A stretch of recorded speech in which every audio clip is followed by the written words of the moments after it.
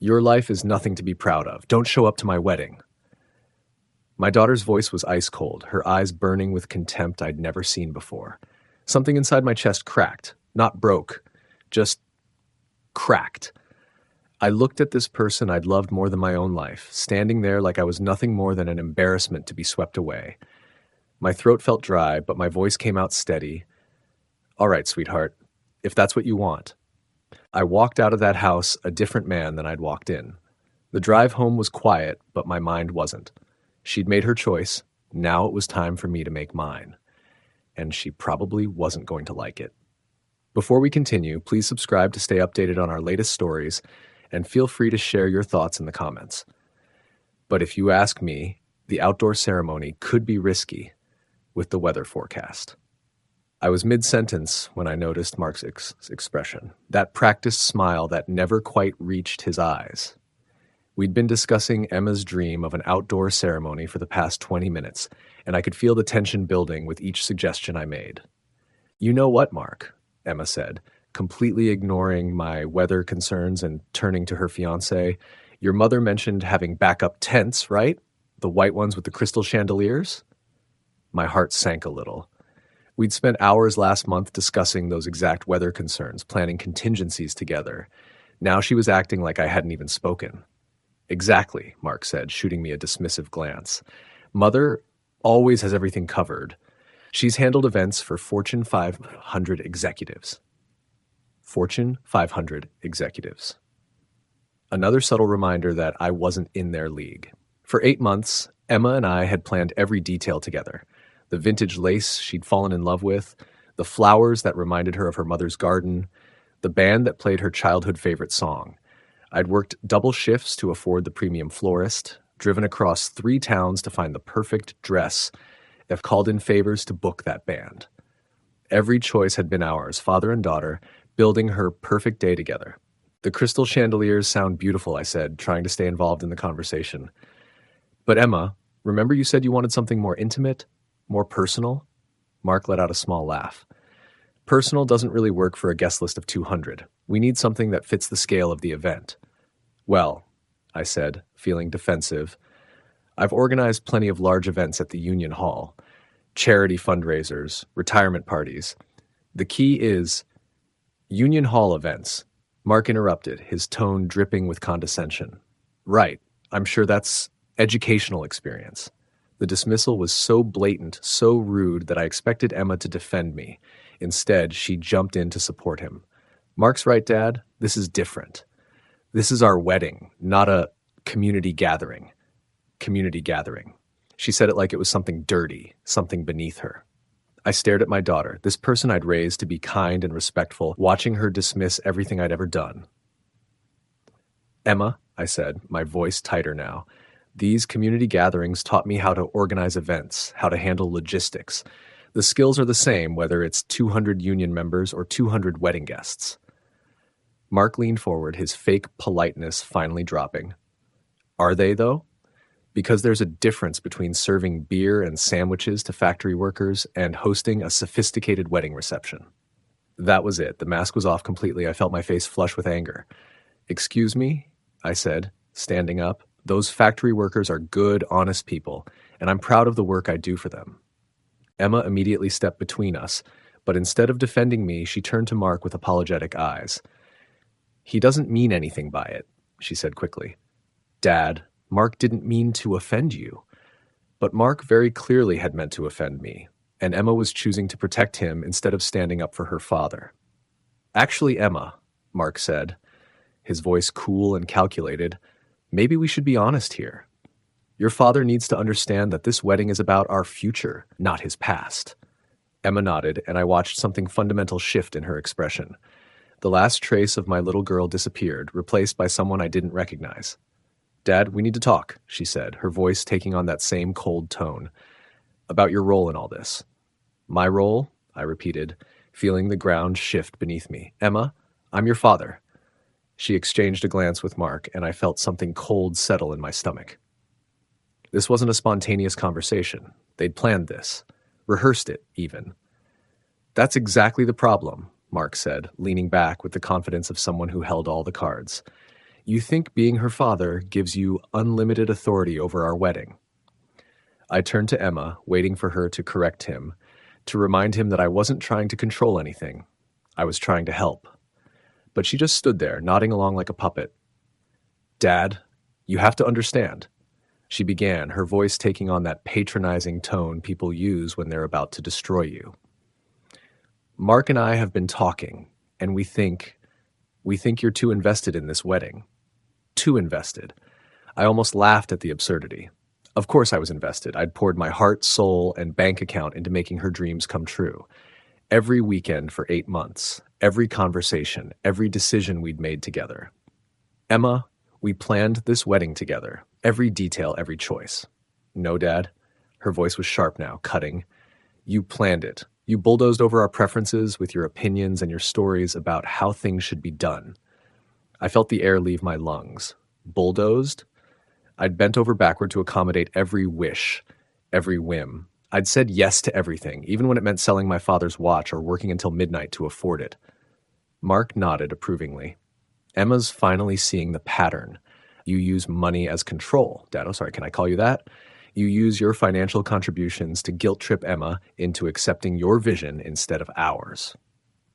My hands were shaking now, but not from hurt, from rage. This privileged little snake was twisting 8 months of love and sacrifice into something ugly, manipulative. That's not true, I said, looking directly at Emma. Sweetheart, you know that's not true. Every choice was yours. The dress, the flowers, the music. I just made sure you could afford what you wanted. What you thought I should want, she corrected, and her voice was ice cold. You never once asked what Mark's family preferred. You never considered that maybe your blue-collar aesthetic wasn't appropriate for our social circle. Blue-collar aesthetic, social circle. These weren't Emma's words. This was Mark's poison, dripping from her lips like she'd swallowed it whole. My aesthetic? I felt something snap inside me. Emma, I took you to look at venues for 3 weeks until you found the perfect one. I drove to 5 different florists because you fell in love with peonies that reminded you of Mom's garden. How is that my aesthetic? Mark stood up, positioning himself protectively beside Emma. See? Right there. You brought up her dead mother to manipulate her emotions. Classic guilt-tripping behavior. The mention of my wife, Emma's mother, as a manipulation tactic hit me like a physical blow. That sacred memory, the reason behind half our wedding choices, reduced to emotional blackmail by this calculating bastard. Don't you dare, I said, my voice low and dangerous. Don't you dare talk about her mother like that. Dad, stop, Emma said, but there was no warmth in it, no affection, just irritation. This is exactly what Mark means. You make everything about your feelings, your memories, your sacrifices. My sacrifices. The word hung in the air between us like an accusation, as if working 60-hour weeks to pay for her dream wedding was some kind of character flaw. Emma, I said, and I heard the desperation creeping into my voice. What's happened to you? This isn't who you are.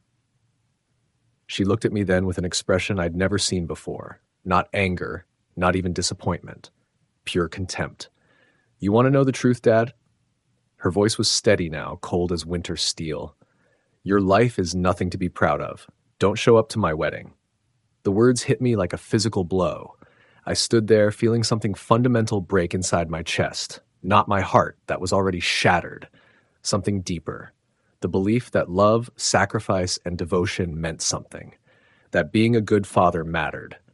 I looked at this person I'd raised, this stranger wearing my daughter's face, and felt a strange calm settle over me.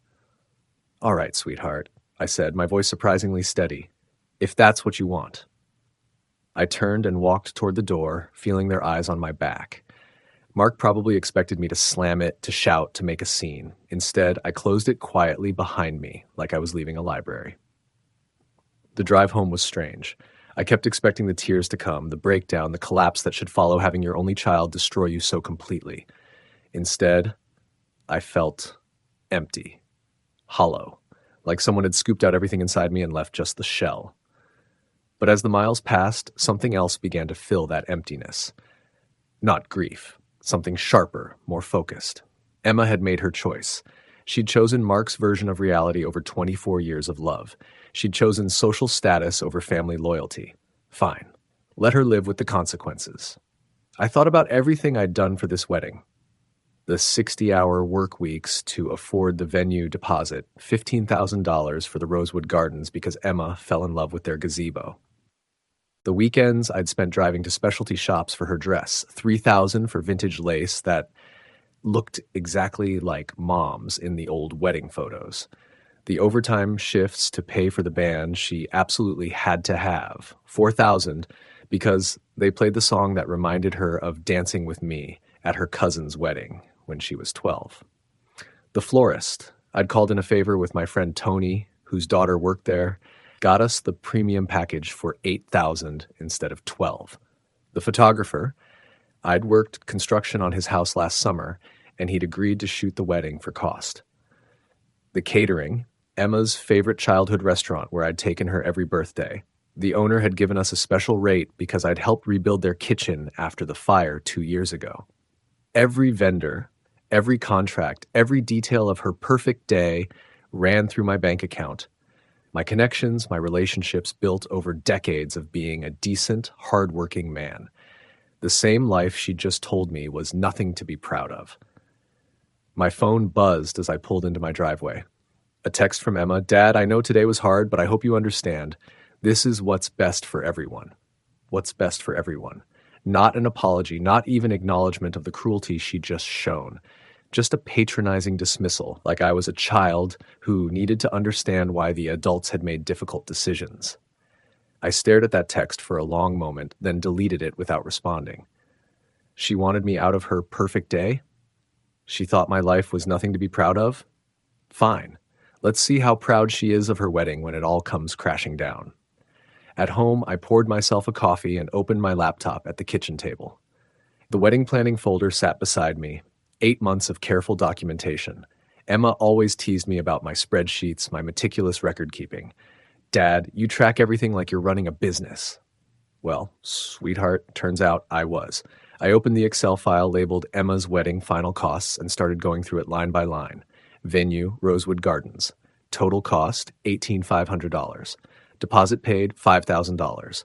Balance due Thursday, $13,500. My credit card on file. I called them first. "Hi, this is Tom Mitchell. I need to cancel the wedding booking for August 23rd under Emma Mitchell." "Oh no, Mr. Mitchell, is everything all right?" "Change of plans. I understand I'll forfeit the deposit, but I want to cancel the remaining balance." Of course, sir. I'll process that immediately. I'm so sorry this didn't work out." $13,500 back in my account. Emma's perfect gazebo ceremony. Gone. Next, catering. Giuseppe's restaurant. Total $12,800. Paid in full last month because Giuseppe had given me the family discount, his way of thanking me for helping rebuild after the fire. I called Giuseppe directly. "Tom, how are the wedding preparations going?" "Actually, Giuseppe, I need to cancel the catering for Emma's wedding." A long pause. "My friend, is everything okay?" "Family issues. Can you refund the payment?" Of course, for you anything. But Tom, are you sure?" "I'm sure." $12,800. The menu Emma had spent 3 weeks perfecting, canceled. Flowers, Bella Vista Florists. $6,200 for the premium package Tony's daughter had arranged. Another favor called in, another relationship leveraged for Emma's happiness. I made the call. "We can cancel, Mr. Mitchell, but the peonies were special ordered from Oregon. The best we can do is a 60% refund." "That's fine." $3,720 back. The flowers that reminded Emma of her mother's garden, the ones Mark had dismissed as rustic, returned to the void. Jake Thompson, $2,800. I'd rebuilt his entire kitchen last summer, and he'd agreed to shoot the wedding at cost as a favor. This call hurt more than the others. "Tom, what's wrong?" "I need to cancel Emma's wedding photography, Jake." "Jesus, what happened?" "She decided her old man's not good enough for her special day." A string of expletives from Jake. "That's bullshit, Tom. You want me to call her and... No, just cancel it, please. You know I can't give you the money back. I've already blocked out the whole weekend, turned down other jobs. I understand. Thanks anyway, Jake." That was fine. Jake was a good man who'd been caught in the crossfire.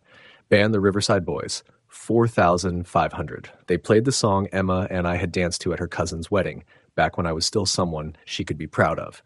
This cancellation felt like deleting that memory entirely. Sure thing, Mr. Mitchell, with 2 weeks' notice, we can refund 75% after expenses. $3,375 back. The music for their first dance, silenced. Wedding dress, $3,400 from Elegant Beginnings. Emma had fallen in love with it the moment she put it on. Dad, it looks just like Mom's in the old photos. I'd paid in full that same day, watching her tear up in the mirror. Now I called the boutique. The dress has been altered to the bride's measurements, Mr. Mitchell. Store policy says no returns on altered gowns. I understand. Can I at least pick it up? Of course. It's paid for.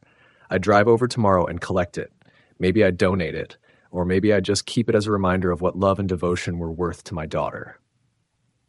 The smaller vendors came next. Wedding cake, $1,800 from Sweet Dreams Bakery. Canceled, 50% refund.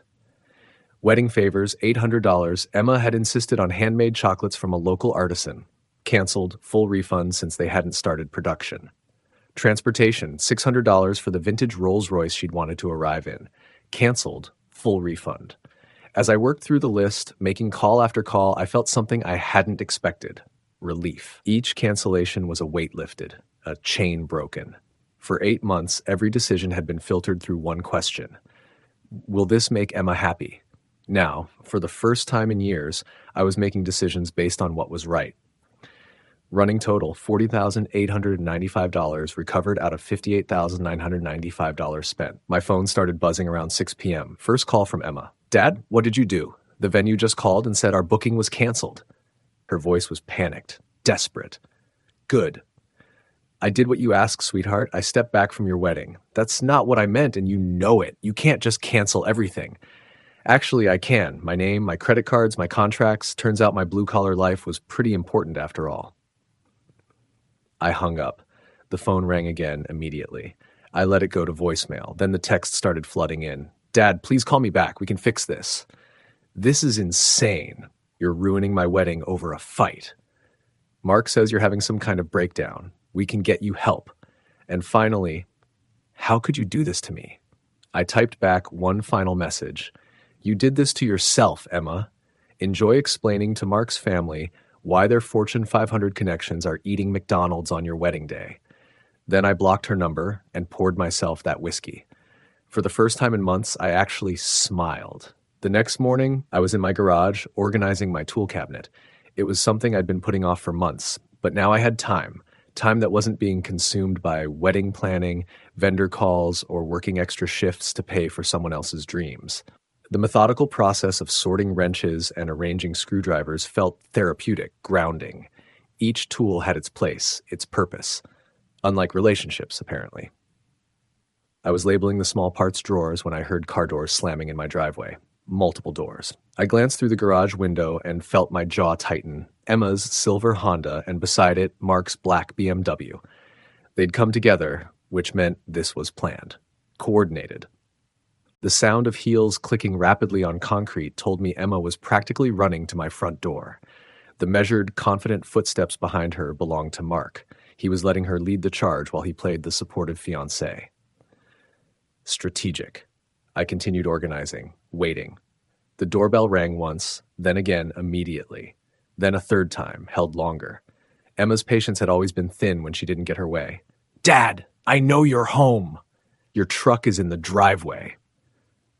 Her voice carried that sharp edge I remembered from her teenage years when she'd scream about unfair curfews and insufficient allowance. Some things never changed. I walked to the front door, taking my time, and opened it. Emma stood there in a designer dress I'd never seen before, probably something Mark had bought her. Her makeup was perfect, but I could see the red rims around her eyes.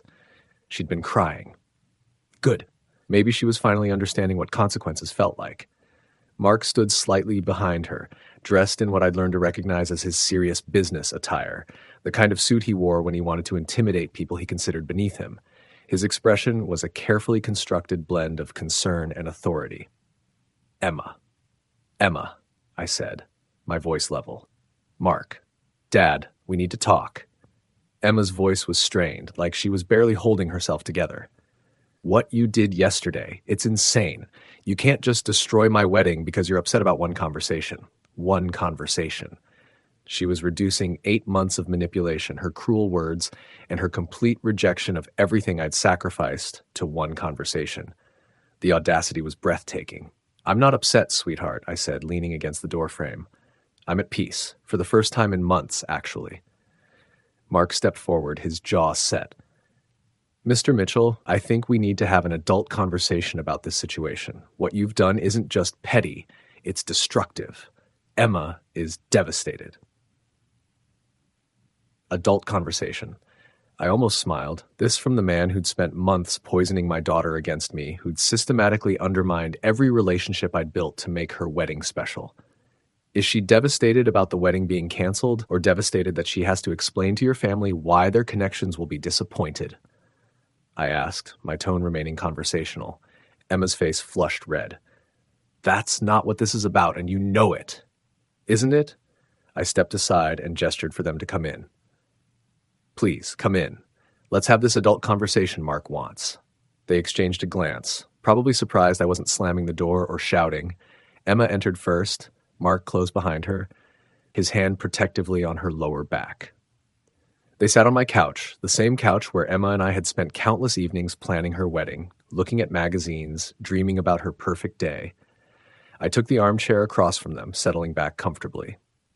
The silence stretched between us, and I could see Emma getting more agitated with each passing second. She'd expected drama, tears, maybe even an apology. Instead, she was getting calm observation. "So," I said finally, "what exactly did you want to discuss?" "Dad, you have to fix this." Emma exploded, her composure finally cracking. "Do you have any idea what you've done? The venue called me at 7 this morning, panicking because they thought there was some kind of emergency. Giuseppe was so confused, he called 3 times. The florist, Jesus' dad, Tony's daughter was crying when she called. She thought someone had died." I felt a small pang at that last part. Tony's daughter was a sweet girl who'd worked hard to make Emma's floral arrangements perfect. But that wasn't my fault. That was the collateral damage from Emma's choices. "I'm sorry people were upset," I said sincerely. But I was clear in all my conversations that this was a cancellation, not an emergency. Mark leaned forward, his business negotiation mode activated. "Look, I understand you were hurt by what happened yesterday. Emma feels terrible about how things were said." "How things were said," I interrupted, my voice still calm but with an edge now. "That's interesting phrasing, Mark. Very diplomatic." Emma shot Mark a warning look, then turned back to me. "Dad, I was stressed.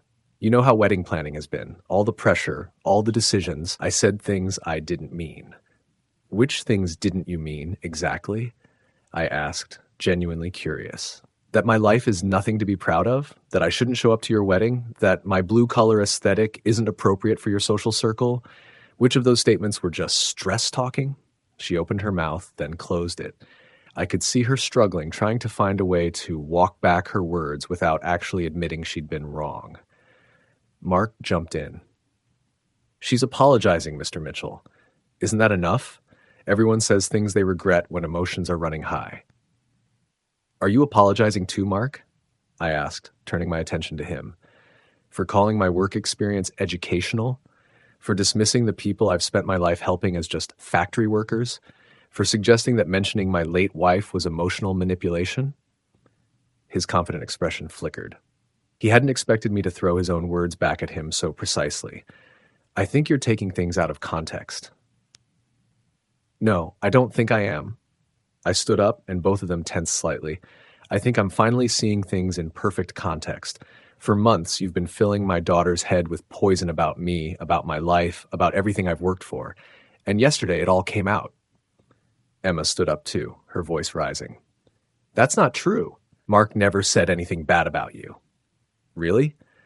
I walked to my kitchen counter where I'd left my wedding planning folder and brought it back. "Let me read you something, Emma. This is from your phone call 2 weeks ago." I flipped to a page where I'd taken notes. You said, and I quote, "Mark thinks the Union Hall decorations might look too working class for his family." Your words, Emma, but Mark's thoughts.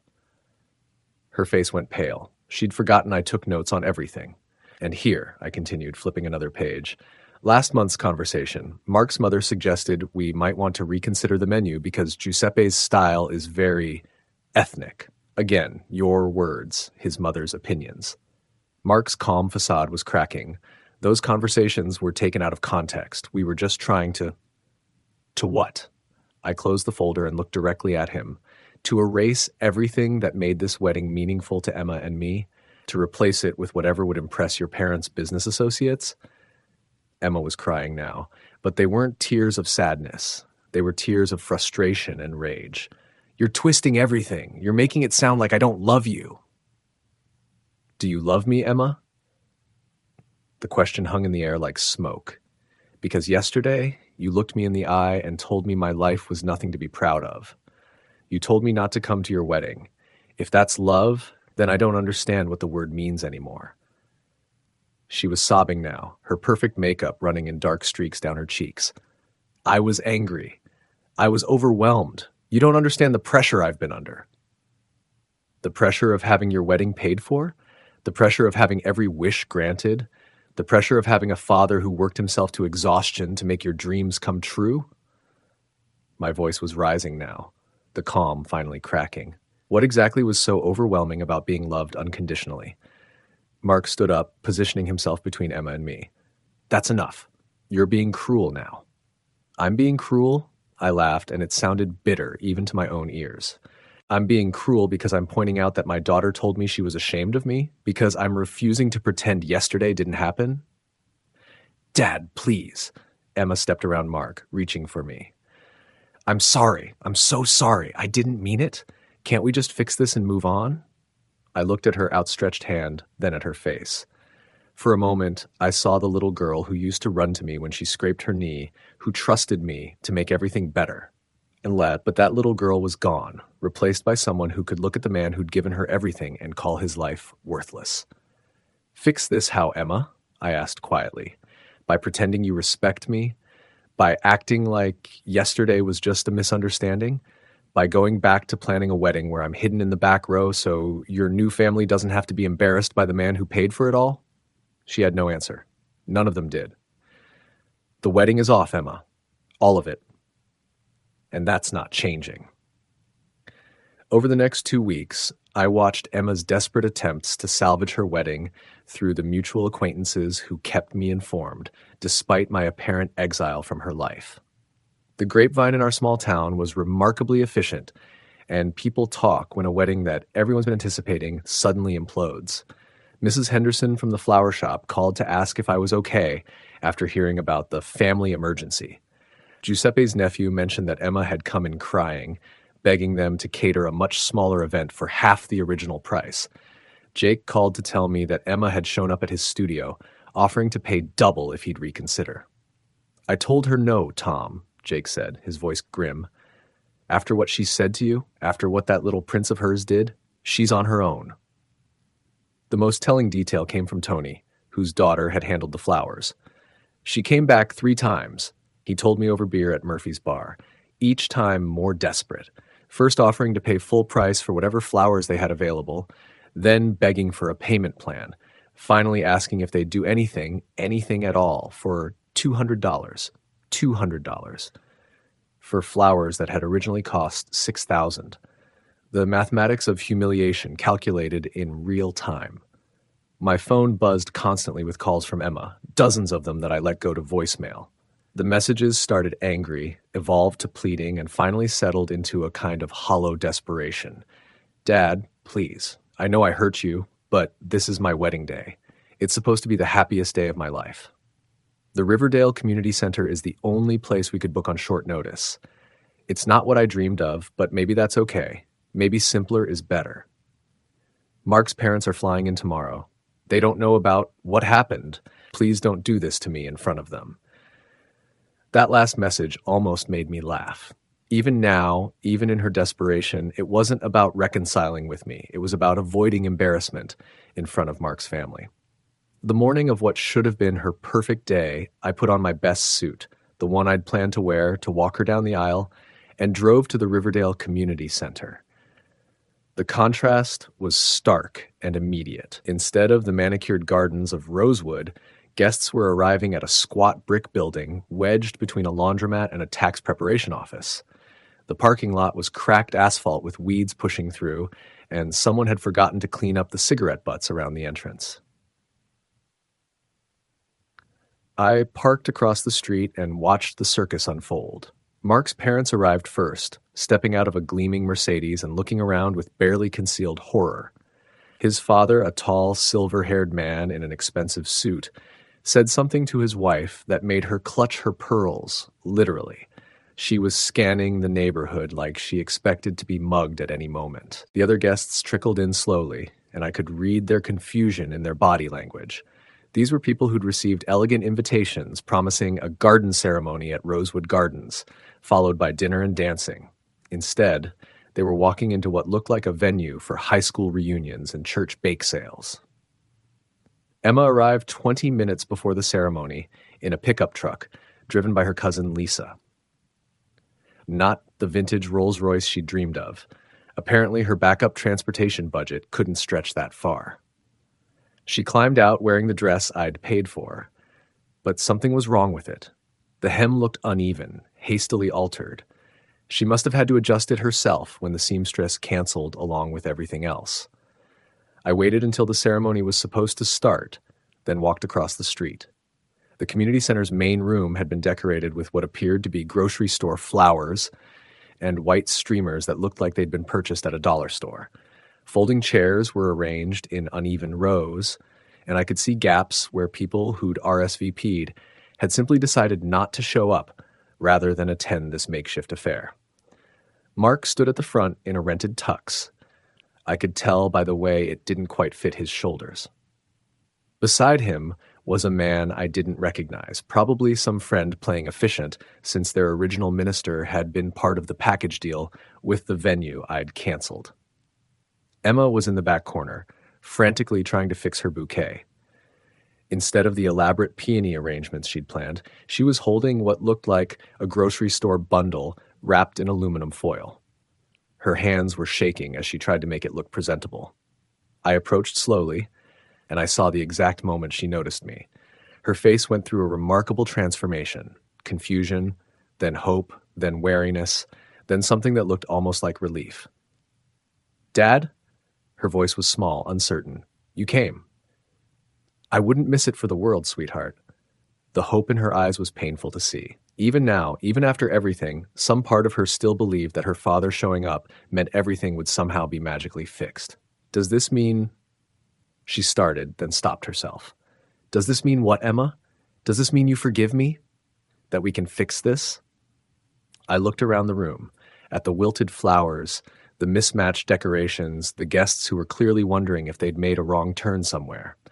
Mark's mother was holding a tissue over her nose like the air itself was offensive. "This is what you wanted, isn't it?" I said quietly.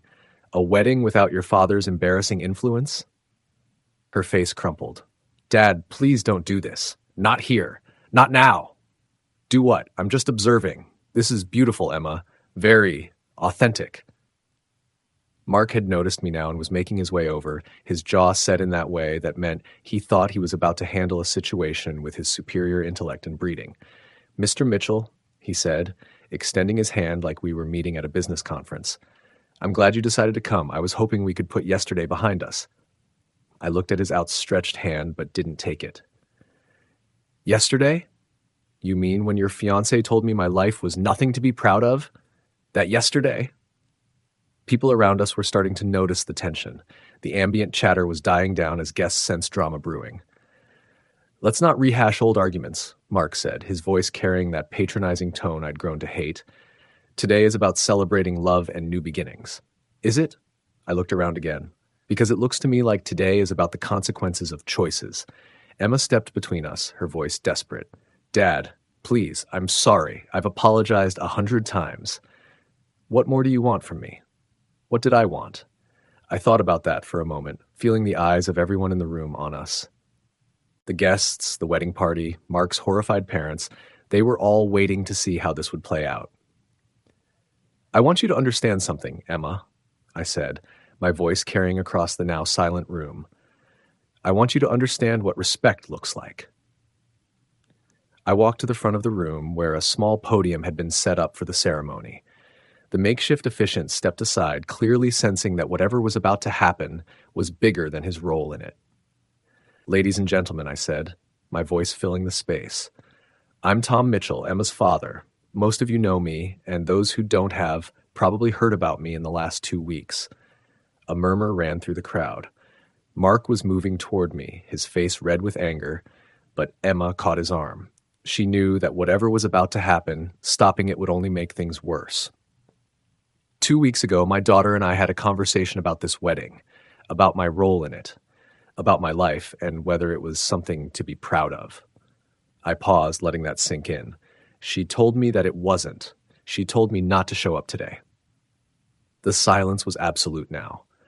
I could see Mark's parents exchanging horrified glances. This was exactly the kind of scene they'd probably feared when they learned their son was marrying beneath his social station. "But here's the thing about fathers," I continued. "We show up anyway, even when we're not wanted, even when we're told our lives are nothing to be proud of. We show up because that's what love looks like." Emma was crying now, her carefully applied makeup running down her cheeks. Mark was whispering urgently in her ear, probably telling her to shut this down, but she just stood there, frozen. For 8 months, I poured everything I had into making this day perfect for my daughter. $60,000, countless hours, relationships built over decades, all of it dedicated to her happiness. The venue you're not sitting in today, I paid for it. The flowers that aren't decorating this room, I bought them. The photographer who isn't capturing these memories, I hired him. I gestured around the community center. This is what happens when you decide your father's love isn't good enough. When you choose embarrassment over gratitude. When you let someone else convince you that the man who raised you is somehow beneath you. Mark finally broke free from Emma and strode toward me. "That's enough. You're ruining her wedding day."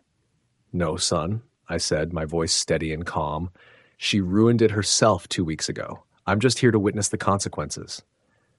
"You're a bitter old man who can't accept that his daughter has grown up and moved on."